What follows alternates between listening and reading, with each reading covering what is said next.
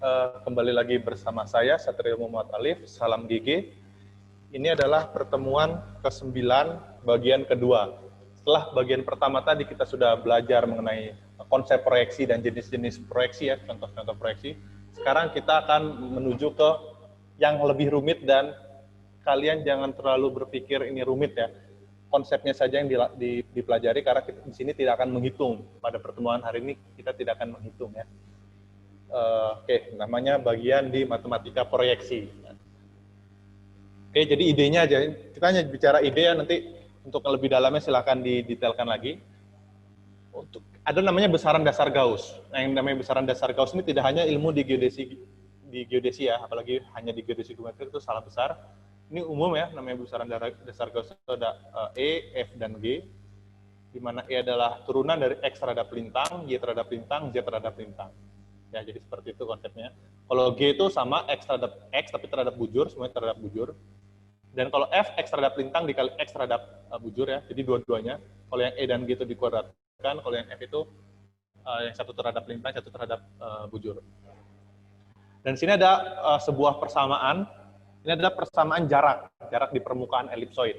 Nah, jadi kenapa kita bicara jarak di permukaan elipsoid? Karena kita ingin melihat jarak di permukaan elipsoid persamaannya seperti apa, jarak di permukaan peta seperti apa. Nah, nanti kan akan dibandingkan peta dengan elipsoid yang nanti kaitannya dengan distorsi atau nanti faktor skala. Jadi arahnya ke sana. Jadi bayangkan dulu, kenapa di sini kita menjelaskan jarak di permukaan elipsoid? Karena kita ingin menentukan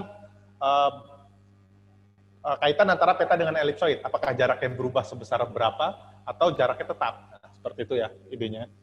Jadi untuk menghitung jarak di permukaan elipsoid, simbolnya itu ds ini ya. Jadi kalau ds kuadrat itu jaraknya dikuadratkan adalah fungsi sebagai berikut. Ya. Idenya seperti itu konsepnya. Jadi, jangan terlalu dipusingkan terkait hal-hal seperti ini ya. Konsepnya dibayangkan seperti itu. Di sini sudah saya ringkas, nanti kalau mau yang detailnya silahkan baca di referensi ya terkait ya.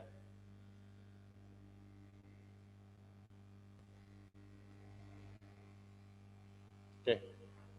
Nah, kalau yang sebelah kiri ini persamaan yang sudah kalian tahu ya sebenarnya sebelumnya di pertemuan ke-4 dan ke-5.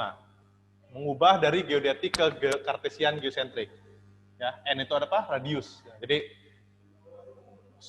tadi di bagian pertama saya sudah bilang jangan melupakan yang sebelum UTS karena akan terpakai sampai di sini ya.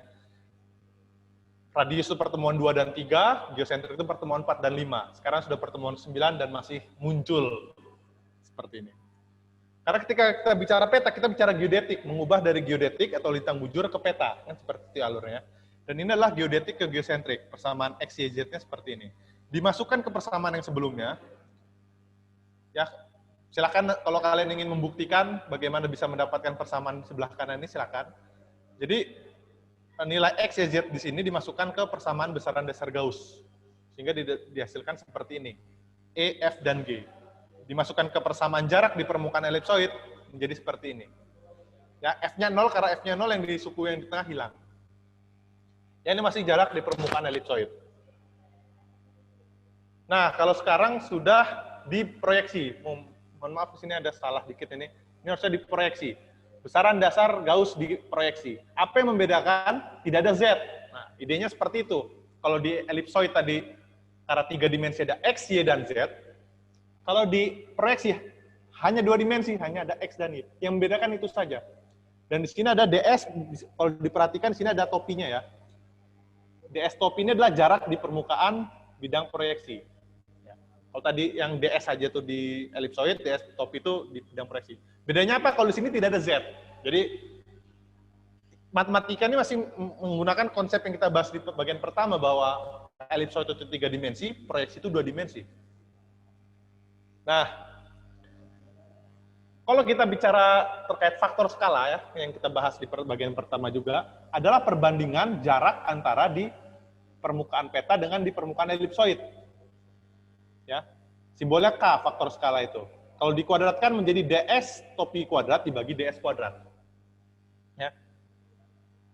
Kita ulang lagi, saya ulangi lagi. Konsep di bagian pertama saya tekankan bahwa ada yang namanya faktor skala. Tidak hanya skala peta, ada yang namanya faktor skala. Perbandingan antara jarak di peta dengan jarak di permukaan elipsoid. Sehingga kalau misalnya dituliskan persamaan menjadi seperti ini. Ini kenapa dikuadratkan? Karena persamaan sebelumnya juga kuadrat, ya. Yang di sini tadi ada, dan sini kan ds kuadrat ya, yang di permukaan bumi, permukaan elipsoid. Ini yang diproyeksi juga ada kuadratnya, jadi di sini simbolnya k kuadrat. Yang di atas itu menjadi dx kuadrat tambah dy kuadrat, itu diturunkan dari persamaan ini ya, silahkan kalian buktikan sendiri. Dibagi dengan m kuadrat, d lintang kuadrat, itu yang di sebelah sini. Lalu diturunkan sehingga mendapatkan persamaan seperti ini. Silakan kalian buktikan dan atau bisa mencari di referensi terkait bagaimana penurunannya ya. Terkait faktor skala. Dan di sini adalah ada dua persamaan, ini adalah persamaan Cauchy-Riemann. Bagaimana bunyinya? Kalau dibunyikan turunan X terhadap bujur sama dengan turunan Y terhadap Q. Turunan X terhadap Q sama dengan minus Y terhadap bujur. Q itu apa? Q itu lintang. Oke, ini saya belum menjelaskan ya sepertinya terkait Q. Kalau lintang dan bujur pada elipsoid itu simbolnya pi dan lambda. Ya, ini lambdanya tetap. Nah, Q itu lintang apa? Lintang isometrik. Di bagian awal sudah saya jelaskan, elipsoid tidak bisa langsung ke peta. Elipsoid harus melalui yang namanya bidang isometrik atau bola. Nah, lintang geodetik ketika pindah ke isometrik, lintangnya berubah jadi lintang isometrik. Tadinya P menjadi Q. Jadi seperti itu idenya ya. Ya saya ulangi, Q itu apa? Lintang isometrik. Sedangkan lambda adalah bujur di elipsoid, Q itu lintang di isometrik. Bujur di isometrik seperti apa? Tidak ada berubah. Jadi ketika proses reduksi, saya ulangi, ketika proses reduksi mengubah dari elipsoid ke isometrik, bujurnya tidak ada berubah sama sekali, tidak berubah sama sekali. Sedangkan lintangnya berubah dari tadinya P menjadi Q, menjadi lintang isometrik. Bagaimana mengubahnya? Nanti kita lihat. Ya. Nah, idenya di sini adalah, ya, kenapa disebut syarat konform? Artinya, ketika nilai pembilang di sini, jarak di... kenapa disebut syarat konform? Artinya kalau misalnya ada sebuah persamaan di persamaan proyeksi, ya, XY itu adalah koordinat di peta, lambda Q adalah koordinat di bidang isometrik. Bagaimana menghitung X dan Y? Tentu dari lambda dan Q. Ya, karena mengubah dari isometrik ke peta. Ya. Kita bisa lihat X sama dengan bla bla bla lambda bla bla bla Q. Y sama dengan bla bla bla lambda bla bla bla Q. Jadi seperti itu ya. Nah, ketika dimasukkan ke persamaan ini dan valid sesuai dengan persamaan ini, maka jenis proyeksi dari proyeksi yang sifatnya seperti itu adalah konform. Oke, bingung mungkin ya. Saya ulang, misalnya ada persamaan X sama dengan bla bla bla lambda bla bla bla Q. Kenapa seperti itu? Karena mencari X memerlukan lambda dan Q. Menghitung koordinat di peta memerlukan koordinat di isometrik. Ya, isometrik itu didapat dari geodetik, dari lintang bujur biasa ya, seperti itu. Nah, ketika dimasukkan persamaan ini dan tandanya adalah hasilnya sama dengan, berarti persamaan itu adalah untuk sistem proyeksi yang sifatnya konform. Ya, jadi persamaan Cauchy-Riemann itu seperti itu.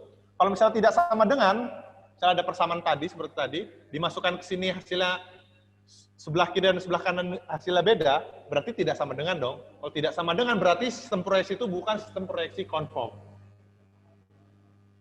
Contoh yang konform apa? Mercator ya. Nanti di pekan depan kita buktikan dengan Cauchy-Riemann. Kalau misalnya ini hasilnya sama dengan, sesuai, berarti itu konform. Kalau tidak sesuai, berarti tidak konform. Nah, mungkin ini agak kompleks, tapi coba pemahaman kalian bisa isi di tautan yang tersedia atau isi di kolom komentar di bawah. Jelaskan kegunaan dari persamaan Cauchy-Riemann. Barusan dijelaskan.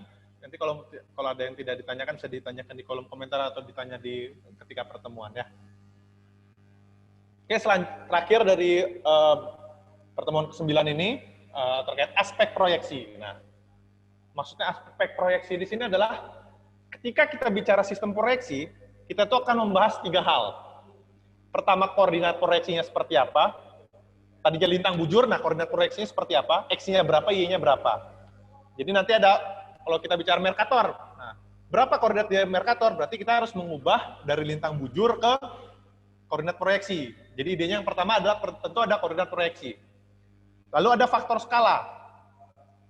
faktor skala itu seperti apa? Maksudnya yang saya bilang tadi, mengubah dari peta ke bumi sesungguhnya tidak cukup hanya dengan skala peta.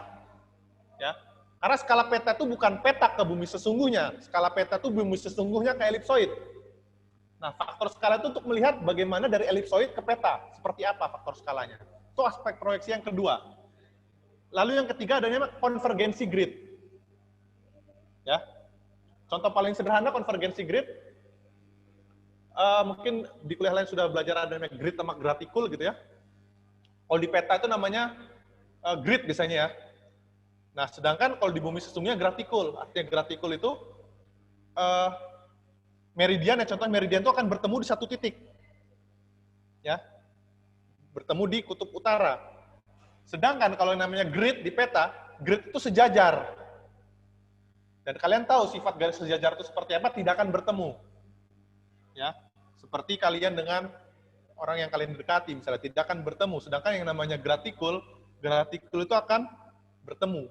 Gratikul itu di bumi sesungguhnya, grid itu di peta. Nah, bagaimana mengubah yang tadinya grid menjadi gratikul, hubungannya seperti apa? Nah, seperti itu idenya ya. Jadi aspek proyeksi itu ada 3, ada koordinatnya bagaimana, faktor skala bagaimana, konvergensi gridnya seperti apa. Ya, jadi idenya seperti itu, ini masih konsep di pertemuan ini. Nanti kita akan belajar UTM.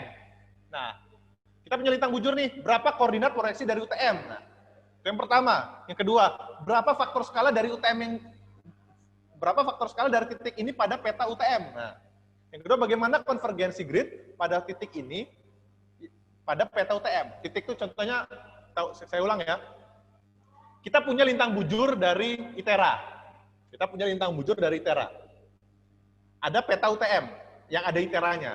Pertanyaan pertama, berapa koordinat UTM dari ITERA? Itu yang pertama. Yang kedua, berapa faktor skala dari ITERA di peta UTM tersebut? Yang ketiga, berapa konvergensi grid dari ITERA ya, yang ada pada peta UTM tersebut? Jadi seperti itu ya. Dan bagaimana persamaan itu bergantung sistem proyeksi yang digunakan. Mercator beda, UTM beda, yang lain-lainnya juga beda. Ya. Nah, oke, ini faktor skala, jadi ini ada persamaan umumnya ya. Kalau secara definisi adalah perbandingan jarak di bidang proyeksi dan di elipsoid. Terdiri dari faktor skala titik dan faktor skala garis. Ya. Jelas ya, beda ya, ada titik, ada garis, nanti perbedaannya seperti apa nanti akan dijelaskan. Kalau masih ingin tahu silahkan dicari terlebih dahulu ya. Jadi menggunakan aspek yang pertama, bisa lihat di sini ya. Aspek pertama adalah koordinat proyeksi. Jadi kita harus tahu mencari X dan Y-nya itu seperti apa. Contoh Mercator, bagaimana mencari X dan Y dari lintang bujur. Nah, faktor skalanya memerlukan persamaannya X dan Y-nya. Jadi diturunkan gitu. Jadi dari aspek proyeksi ini yang pertama dihitung adalah koordinat proyeksinya. Persamaan koordinat proyeksinya itu yang dihitung terlebih dahulu. Faktor skala mengikuti dari persamaan yang sudah ada.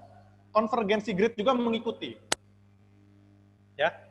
Bisa lihat ini persamaan konvergensi grid. Kalau tadi faktor skala simbolnya K, konvergensi grid simbolnya gamma. Bisa lihat di sini rumus gamma memerlukan X dan Y juga. Jadi X-nya itu rumusnya seperti apa itu harus tahu dulu. Bagaimana mengubah lintang bujur ke X dan Y. Bagaimana mengubah koordinat di elipsoid ke koordinat di peta. Idenya seperti itu ya. Ketika kita bicara proyeksi, bagaimana sih koordinatnya itu? Ya. Berubah dari lintang bujur ke peta, lalu faktor skalanya seperti apa, konvergensi gridnya seperti apa. Jadi ada 3 hal tersebut ya sampai itu. Nah, sekarang kita ke definisi konvergensi grid, perbedaan antara utara bidang proyeksi dan utara di model bumi. Ya. Ini yang tadi saya bilang, ini ada grid, kalau di peta itu grid ya bentuknya garisnya ke atas, sejajar semua, sedangkan kalau gratikul itu melengkung, menuju ke satu titik di kutub utara. Ya. Contoh gratikulnya meridian di sini. Selisihnya disebut dengan konvergensi grid. Oke, ini adalah pertanyaan yang terakhir di sini ada, coba jelaskan kaitan proyeksi dengan distorsi sudut dan jarak. Nah, jadi kalau proyeksinya seperti apa, distorsi sudut dan jaraknya seperti apa. Mungkin nanti ada faktor skala, ada konvergensi grid. Nah, bisa dilihat ya. Silakan isi di tautan yang sudah tersedia atau isi link di komentar. Ya, itu sekian dari pertemuan ke-9, nanti pertemuan ke-10 minggu depan kita bicara terkait sistem proyeksi Mercator. Nah, mulai fokus ke Mercator itu seperti apa. Oke? Perhitungannya, koordinatnya seperti apa, faktor skalanya seperti apa, konvergensi gridnya seperti apa. Ya, kita bertemu lagi minggu depan. Terima kasih. Wassalamualaikum warahmatullahi wabarakatuh.